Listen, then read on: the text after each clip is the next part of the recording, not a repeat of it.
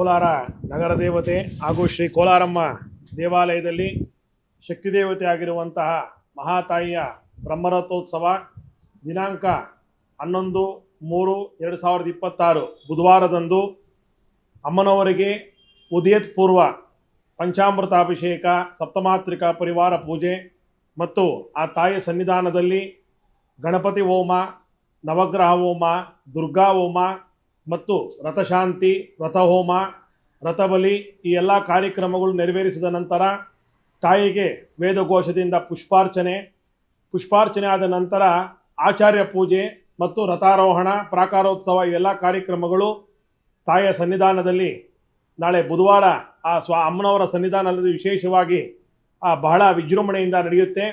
ಭಕ್ತಾದಿಗಳು 1:30 ಸಮಯಕ್ಕೆ ಬಂದು ಆ ತಾಯಿಯ 2 ಗಂಟೆಗೆ ರಥಾರೋಹಣ ಕಾರ್ಯಕ್ರಮ ಇರುತ್ತದೆ. ಕೋಲಾರದಲ್ಲಿ ಸಿಬಿಎಸ್ಇ ಸಿಲೆಬಸ್ನ ಟಾಪ್ ಸ್ಕೂಲ್ ಪಟ್ಟಿಯಲ್ಲಿರುವ ಅರ್ಕಾ ಇಂಟರ್ನ್ಯಾಷನಲ್ ಸ್ಕೂಲ್ನಲ್ಲಿ 2026-27ನೇ ಸಾಲಿನ ನರ್ಸರಿಯಿಂದ 10ನೇ ತರಗತಿಯವರೆಗೆ ದಾಖಲಾತಿಗಳು ಪ್ರಾರಂಭವಾಗಿದೆ. ಹೈಟೆಕ್ ಸ್ಕೂಲ್ ಬಿಲ್ಡಿಂಗ್, ಆಟದ ಮೈದಾನ, ನುರಿತ ಶಿಕ್ಷಕರು ಹಾಗೂ ವಿದ್ಯಾರ್ಥಿಗಳಿಗೆ ಕ್ರೀಡಾ ತರಬೇತಿ ಜೊತೆಗೆ ಸುರಕ್ಷಿತ ಬಸ್ ವ್ಯವಸ್ಥೆ ಕಲ್ಪಿಸಲಾಗಿದೆ. ನಿಮ್ಮ ಮಗುವನ್ನ ದಾಖಲು ಮಾಡೋದಕ್ಕೆ ಹಿಂದೆ ಭೇಟಿ ನೀಡಿ. Arka international school, Maderahalli. 1:30ಕ್ಕೆ ಭಕ್ತಾದಿಗಳು ಆಗಮಿಸಿ ಆ ತಾಯಿಯ ಸೇವೆಯಲ್ಲಿ ಪಾಲ್ಗೊಂಡು ಆ ಗ್ರಾಮ ದೇವತೆ ಆಶೀರ್ವಾದ ಪಡೆಯಬೇಕು. ಮತ್ತು ಭಕ್ತಾದಿಗಳಲ್ಲಿ ವಿನಂತಿಸಿಕೊಳ್ಳೋದೇನೆಂದರೆ, ಆ ತಾಯಿಯ ಆ ಬ್ರಹ್ಮರಥದಲ್ಲಿ ಆ ತಾಯಿ ಆಸನವಾಗಿದ್ದರೆ ಅವರ ಇಷ್ಟಾರ್ಥಗಳು ಏನೇ ಇದ್ದರೂ ಕೂಡ ಒಂದು ಬಾಳೆಹಣ್ಣು ದವನ ಆಗಿರ್ಬೋದು, ಇಲ್ಲ ಅವರ ಕೋರಿಕೆಗಳೇನೇ ಇದ್ದರೂ ಕೂಡ ತಾಯಿನ ಅರಕೆ ಮಾಡಿಕೊಂಡು ತಾಯಿಯ ರಥಾರೋಹಣ ಮಾಡ್ತಾರೆ. ಈ ಎಲ್ಲ ಕಾರ್ಯಕ್ರಮಗಳು ಮಾಡಿದರೆ ಆ ತಾಯಿ ಸಂತೃಪ್ತಿಯಾಗಿ ಅವರ ಏನೇ ಒಂದು ಕೋರಿಕೆ ಇದ್ದರೂ ಕೂಡ ತಾಯಿ ನೆರವೇರಿಸಿ ಅವ್ರಿಗೆ ಆಶೀರ್ವಾದ ಮಾಡ್ತಾಳೆ. ಮತ್ತು ಇನ್ನೊಂದು ಏನು ಅಂದರೆ, ಭಕ್ತಾದಿಗಳು ಬಾಳೆಹಣ್ಣು ದವನ ಎಲ್ಲ ಹಾಕ್ತೀರಾ, ಯಾವುದೇ ಕಾರಣಕ್ಕೂ ಉತ್ಸವ ಮೂರ್ತಿ ಮೇಲೆ ಹಾಕಬೇಡಿ.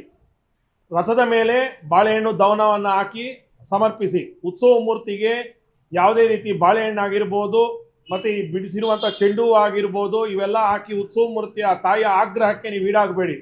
ಆ ತಾಯಿಯ ಅನುಗ್ರಹವನ್ನು ನೀವು ಆ ರಥದ ಸಮಯದಲ್ಲಿ ನೀವು ಆ ತಾಯಿ ಆಶೀರ್ವಾದ ಪಡೆದುಕೊಳ್ಳಿ. ಮತ್ತು ಈ ಎಲ್ಲ ಕಾರ್ಯಕ್ರಮಗಳು ದೇವಿ ಆಗಮರೀತ್ಯ ಪಂಚದಿನ ದೀಕ್ಷಾ ಪ್ರಕಾರ ದೇವಿ ಆಗಮರೀತ್ಯ ನಡೀತಾ ಇದೆ. ಭಕ್ತಾದಿಗಳ ಸಹಕಾರ ಆಗಿರ್ಬೋದು ಮತ್ತು ನಮ್ಮ ಕೋಟೆಯ ಭಕ್ತಾದಿಗಳ ಭಕ್ತಾದಿಗಳಾಗಿರ್ಬೋದು ಎಲ್ಲ ಭಕ್ತಾದಿಗಳು ಸೇರಿ ಆ ಗ್ರಾಮ ದೇವತೆಯ ಒಂದು ಪೂಜಾ ಕಾರ್ಯಕ್ರಮ ಬಹಳ ವಿಜೃಂಭಣೆಯಿಂದ ನಡೀಬೇಕು ಅಂತ ಅವರು ಶ್ರಮಿಸ್ತಾ ಇದ್ದಾರೆ. ಅವ್ರಿಗೂ ಆ ತಾಯಿ ಆಶೀರ್ವಾದ ಇರಲಿ. ನಾಳೆ ಹೆಚ್ಚಿನ ಸಂಖ್ಯೆಯಲ್ಲಿ ಬಂದು ಆ ನಗರ ದೇವತೆ ಕೋಲಾರಮ್ಮನ ಆಶೀರ್ವಾದ ಪಡೆಯಬೇಕು. ಏನಕ್ಕೆ ನಾವು ಈ ಗ್ರಾಮ ದೇವತೆಯ ಒಂದು ಉತ್ಸವ ಆಗಿರ್ಬೋದು, ಬ್ರಹ್ಮೋತ್ಸವ ಏನಕ್ಕೆ ಮಾಡ್ತೀವಿ ಅಂದರೆ, ನಮ್ಮ ಗ್ರಾಮ, ರಾಷ್ಟ್ರ, ನಮ್ಮ ಭಕ್ತಾದಿಗಳೆಲ್ಲ ಸುಭಿಕ್ಷವಾಗಿರಬೇಕು. ಈ ಗ್ರಾಮದಲ್ಲಿ ಯಾವುದೇ ರೀತಿ ರೋಗ ರುಜಿನಗಳಾಗಿರ್ಬೋದು ಮತ್ತು ಅನಾವೃಷ್ಟಿ ಆಗಿರ್ಬೋದು, ಒಳ್ಳೆ ಬೆಳೆ ಮಳೆ ಆಗಬೇಕು ಮತ್ತು ಆ ತಾಯಿಯ ಶಕ್ತಿ ದೇವತೆ ಅನುಗ್ರಹ ನಮ್ಮ ಗ್ರಾಮದ ಎಲ್ಲ ಭಕ್ತಾದಿಗಳಿಗೂ ಇರಬೇಕು ಅಂತ ವರ್ಷಕ್ಕೊಂದು ಸಾರಿ ಇಂಥ ವಾರ್ಷಿಕೋತ್ಸವ ಕಾರ್ಯಕ್ರಮ ಮಾಡ್ತೀವಿ. ಆ ತಾಯಿ ಗ್ರಾಮದ ವಾಸ್ತುವಿಧಿಯಲ್ಲಿ ಹೋಗಿ ಬಂದರೆ ನಮ್ಮ ಗ್ರಾಮದ ಎಲ್ಲ ಭಕ್ತಾದಿಗಳಿಗೂ ರಕ್ಷಣೆ ಆ ತಾಯಿ ಕೊಡ್ತಾಳೆ. ಹಾಗಾಗಿ ಆ ಭಾರಿ ರಥ ಆದ್ದರಿಂದ ಆ ಸರ್ಕಲ್ಗೂ ನಾವು ಆ ತಾಯಿಯ ರಥವನ್ನು ನಿಲ್ಲಿಸ್ತೀವಿ.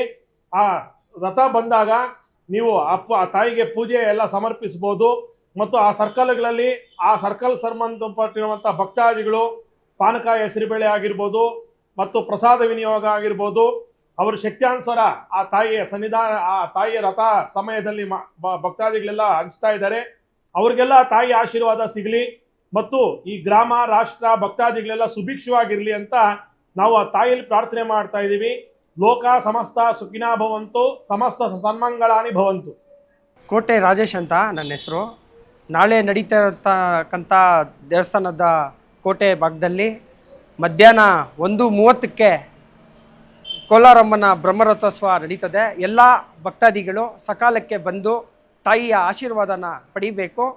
ಮತ್ತು ಪ್ರಭಾತ್ ಚಿತ್ರಮಂದಿರದ ಹತ್ರ ನಮ್ಮ ಸ್ನೇಹಿತರು ಸುಮನ್ನು ವಕೀಲರು ಹಾಗೂ ನಮ್ಮ ಸ್ನೇಹಿತರು ಕೋಟೆ ಬಳಗದಿಂದ ಪ್ರತಿ ವರ್ಷ ಅನ್ನದಾನ ಮಾಡ್ಕೊಂಬರ್ತಾಯಿದ್ದೀರಿ. ಕೋಲಾರ ನಗರದ ದೇವತೆಯ ಶ್ರೀ ಕೋಲಾರಮ್ಮ ತಾಯಿಯ ಆಶೀರ್ವಾದನ ಪಡ್ಕೊಂಡು ಎಲ್ಲ ಪ್ರಸಾದ ತಗೊಂಡು ಎಲ್ಲ ಸಾರ್ವಜನಿಕರು ಆ ಒಂದು ಸಮಯಕ್ಕೆ ಬಂದು ತಾಯಿಯ ಕೃಪೆಗೆ ಪಾತ್ರರಾಗಬೇಕು ಅಂತ ತಮ್ಮಲ್ಲಿ ಕಳಕಳಿಯ ವಿನಂತಿ.